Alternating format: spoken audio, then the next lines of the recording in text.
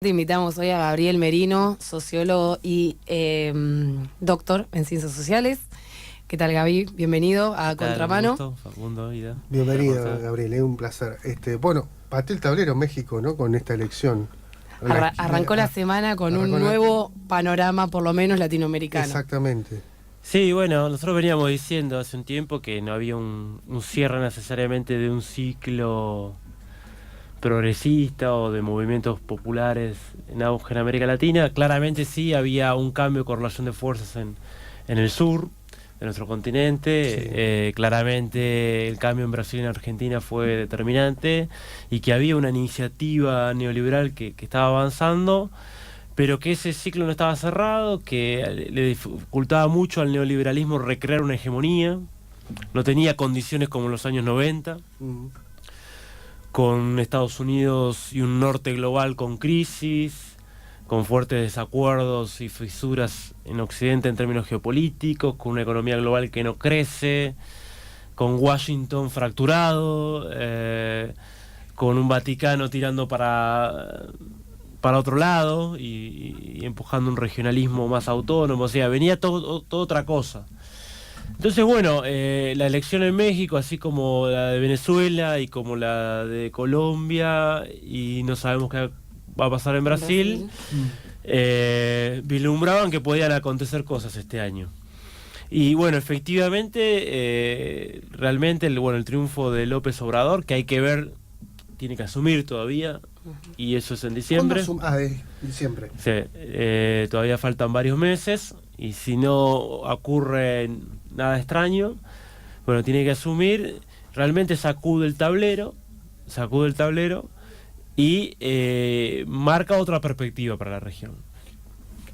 Me llama la atención cuál va a ser el vínculo de México ahora con Estados Unidos, que ya venía mal, pero ahora con un líder de izquierda y con Trump, ¿no? Como presidente de los Estados Unidos, se puede llegar a complicar aún más esa relación, ¿o no?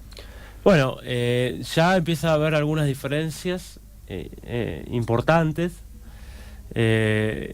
Una es el tema de que Andrés Manuel López Obrador está proponiendo revisar la reforma energética que hizo Peña Nieto a favor de las petroleras norteamericanas para que las petroleras norteamericanas exploten el petróleo mexicano, que fue como un proceso de profundización privatizadora que hizo Peña Nieto. Ajá. Que fue muy polémico en el país, el gasolinazo que le llamaban allá. Claro. Sí. Bueno, a eso se agregó también esto que decís vos, el fuerte aumento de las naftas. Claro.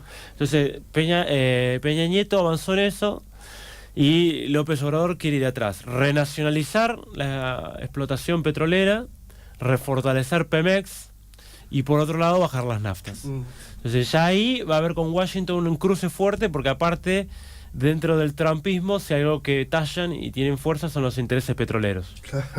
Y esto se vio, por ejemplo, en el tema Club de París. El Acuerdo de París por el cambio climático. Que los industrialistas y los petroleros norteamericanos niegan el cambio climático y son los sectores que venían insistiendo para que Estados Unidos abandone el Acuerdo de París, y bueno, Trump finalmente lo abandonó. Entonces ahí va a haber rispideces. Después puede haber rispideces en otra cuestión central. China. Ese es un gran tema. China quiere aumentar su presencia en México. Incluso China está teniendo... ¿En qué sentido? ¿Población? ¿Con empresas? Más que nada empresas, inversiones. Con Latinoamérica, porque también viene teniendo relaciones con... Claro. Obviamente, Venezuela. está apostando fuerte a Latinoamérica, asegurarse en América Latina la provisión de materias primas.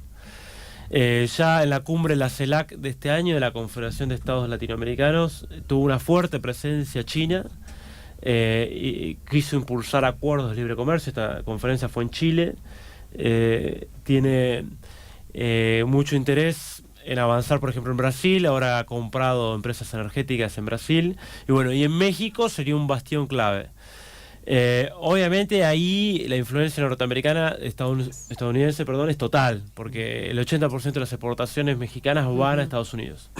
Pero hay un sector de la burguesía mexicana, con Slim a la cabeza, multimillonario, ¿no? Uno de los más ricos del mundo, que es de México, que es el dueño de Claro, o sea, la empresa Claro de celulares. Está virando a hacer negocios con China. Y encima, con este gobierno más nacionalista de Trump y más proteccionista, también empezó a recalcular y reequilibrar las alianzas. Y de hecho, si bien tienen algunos tironeos con López Obrador, bueno, hubo acercamiento con esos sectores de burguesía local mexicana, que no ven tan mal a un López Obrador, aunque tienen tironeos por la construcción de un mega aeropuerto que hay en México. Entonces, bueno, y ya, de hecho, Slim está construyendo automóviles en México junto con la empresa china en un joint venture, como se le dice, o una empresa conjunta, que se llama Jack Motors. Entonces, bueno, ahí hay otro. Para Estados Unidos eso sería fatal. Imagínense que Estados Unidos está en plena guerra comercial con China y con el mundo, en realidad, pero con China en particular. Hoy se profundizó esa guerra comercial y encima Estados Unidos definió a fin del año pasado en su documento, en su doctrina de defensa, que China y Rusia eran sus adversarios a vencer. ¿Qué impacto puede llegar a tener esta victoria de López Obrador en la política argentina o en Argentina, Gabriel? Bueno, vamos a ver, insisto, a ver cuándo suma, claro, con qué programa sume, con qué idea. Yo creo que, bueno, Argentina veía en el México neoliberal y bien asociado a Estados Unidos un modelo a seguir. Y de hecho, como que la Argentina de Macri quería como avanzar hacia México, y desde ahí sumarse al NAFTA de a poco y al mercado norteamericano. Yo creo que esto genera un interregno para eso.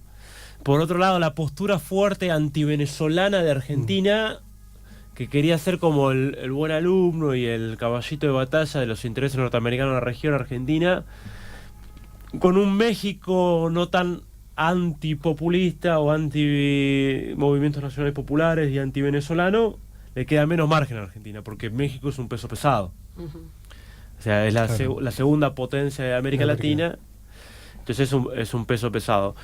Lo mismo con respecto a Cuba. México históricamente tuvo muy buenas relaciones con Cuba, pero bueno, eso se vieron afectados obviamente en los últimos años por su gran alineamiento con Estados Unidos. Ahora eso puede cambiar y también, bueno. Entonces creo que por ahí hay varias claves. Después hay que ver si México puede apostar a una mirada hacia Latinoamérica, de volver a apostar a un regionalismo más autónomo. Hay que ver, por ejemplo, qué pasa con la negociación con el NAFTA con Estados Unidos. Porque si esa negociación sale mal y México queda fuera del NAFTA, es probable que enseguida empiece a mirar América Latina. Y el paradigma para mirar América Latina es de tener mayor autonomía con respecto a Estados Unidos y a los grandes centros de poder. Entonces, si eso pasa, para Argentina de Macri también puede llegar a ser una complicación. Lo que es una complicación, en realidad, en general, lo que está dejando como saldo estas últimas 3 elecciones, es decir, el triunfo de Maduro en Venezuela, aunque con quejas, ¿no?, de la oposición y en una situación de crisis política importante, pero que bueno, ganó 4 elecciones seguidas,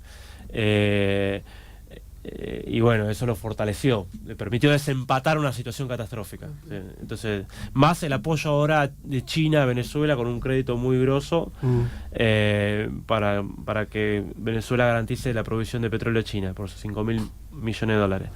La elección en Colombia, donde por primera vez en muchísimos años, después del asesinato de Gaitán, pero hay una alternativa de izquierda, moderada, pero que rompe esa hegemonía de derecha entre liberales y conservadores de Colombia, que sacó el 41%, Petro.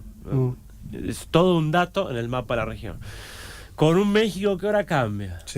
Y con un Brasil que no hay candidato del establishment, que el único que sale del establishment es un Jair Bolsonaro, que es un Frankenstein, digamos, porque es un impresentable incluso para los sectores de derecha. ¿Bolivia cómo está? Bueno, Bolivia que está sólida, pero que está en un dilema ahí, con el problema de cómo sustituir que es insustituible, el liderazgo de Evo Morales. Entonces está con una idea de tratar de avanzar en la posibilidad de reforma constitucional para una para Una posibilitar continuidad. una reelección. Claro. Porque no hay nadie que sintetice lo que sintetiza Evo Morales. Que te sintetiza un indigenismo fuerte, que no está con los sectores más blancos, por así decirlo, entre comillas, del gobierno de Evo.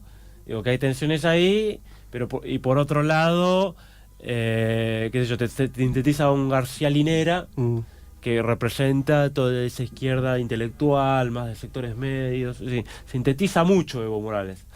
Es difícil encontrar un sustituto. Entonces, bueno, no emerge nadie y están con el problema. Pero en términos económicos, hay Bolivia, lo que pasa es que nadie habla de Bolivia, porque obviamente como no hay crisis hay que ocultarlo. Bolivia es un milagro económico y social. Bolivia siguió creciendo un estos ejemplo últimos... de política. Sí, milagro en el sentido como se le dice habitualmente, ¿no? Porque es el milagro de Corea del Sur, el milagro... Bueno, es un milagro, lo que pasa es que no hay que hablar de ese milagro porque lo conduce un gobierno popular. Está bien en política y económicamente. Y está creciendo todos los años al 5%. Claro. Tiene más reservas que lo que produce el PBI, si reserva una fortaleza. Está sacando de la extrema pobreza al 17% de su población, sacó y redujo en similares proporciones la pobreza. O sea, es impresionante. Está bien, es chiquito Bolivia, ¿no? Pero es impresionante el desarrollo que está teniendo, las fortalezas incluso desde el punto de vista macroeconómico y bueno, y todo lo que está proponiendo en términos de desarrollo industrial. Están desarrollando siderurgia, van a explotar ahora el litio y empezar a hacer baterías en asociación con empresas de otros países. No, hay un camino ahí, a pesar de que está encerrado incluso, porque hoy por hoy no tiene ningún aliado fuerte regional. El único aliado fuerte es Venezuela y está con una crisis fenomenal. Y bueno, ahí sobrevive, pero la verdad que lo está haciendo muy bien. ¿Ida? Bien. No, y un último comentario, porque bueno, ya nos pasamos del horario y hay mucho para hablar, pero tu apreciación en relación al acuerdo con el FMI y cómo eso impacta en la economía y en la sociedad argentina. Bueno, el acuerdo con el FMI es el acuerdo para garantizar el pago de deuda externa, más que nada, de capitales de intereses. Los 50.000 millones de dólares que vos firmaste con el fondo en realidad es para pagar deuda. Pagar deuda. Garantizarle a los acreedores al capital financiero que le vas a pagar. Entonces los acreedores primero se garantizan. Que además implica el acuerdo con el fondo un profundo ajuste. ¿En qué es el ajuste? Uno, congelamiento que hoy ya salió fuerte del aumento del empleo público. Si no puede haber. Sí, entonces, también de la obra pública, restringir la obra pública. Ajustar ahí en la obra pública. También en lo que son subsidios extraordinarios a provincias, lo cual eso puede generar un estallido en alguna provincia en cualquier momento, porque hay provincias con las cuentas muy justas. Y un programa de reformas a favor de que este ciclo de dominio del capital financiero, de fuga de capitales, de corrida de dólares, se beneficie, porque si hoy por hoy no regulás el mercado de cambio o algo. Y lo peor de todo esto es en realidad que vos tenés 4 componentes de la demanda agregada. Es decir, lo que genera crecimiento en la economía, porque se demandan cosas y bueno, la economía crece. Son 4 los componentes. Uno es el consumo. Y el consumo es acá salarios. Sí, en Argentina es salario. Y la perspectiva es a caída de salarios, y el acuerdo con el FMI quiere que los salarios en dólares caigan, es parte de, digamos, bajar el costo, llamado costo argentino, reducir el salario para aumentar la rentabilidad del capital concentrado. Bueno, ahí tiene un problema, no va a tener demanda por ahí. Otro elemento de la demanda es el gasto público, que lo achican, y la inversión pública. Si te dicen, no más planta, y echar incluso planta existente, reducir personal público y además reducir obra pública. Eso no va.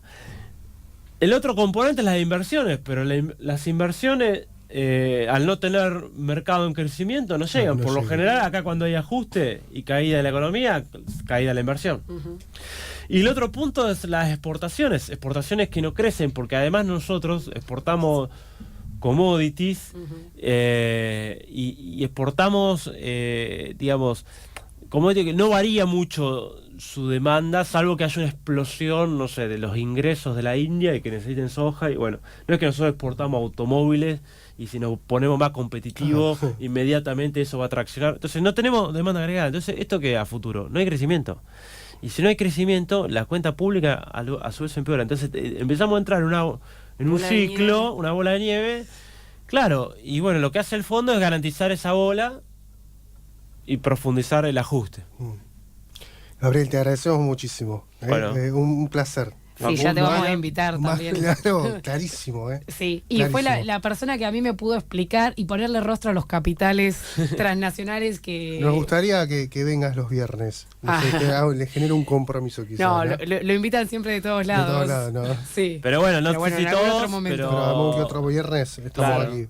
Para hablar un Estamos poco. por teléfono Dale. a disposición. Yo muchas veces viajo a dar clases, seminarios los viernes, pero Está bueno, arreglamos para de alguna forma estar. Gracias, Gabriel. Bueno, Facundo, Un era genio. Muy necesaria esta gran mirada gusto. Sí, geopolítica un genio, del mundo. un genio, la verdad, un genio. Hay mucho por profundizar. Gracias. Nos vamos.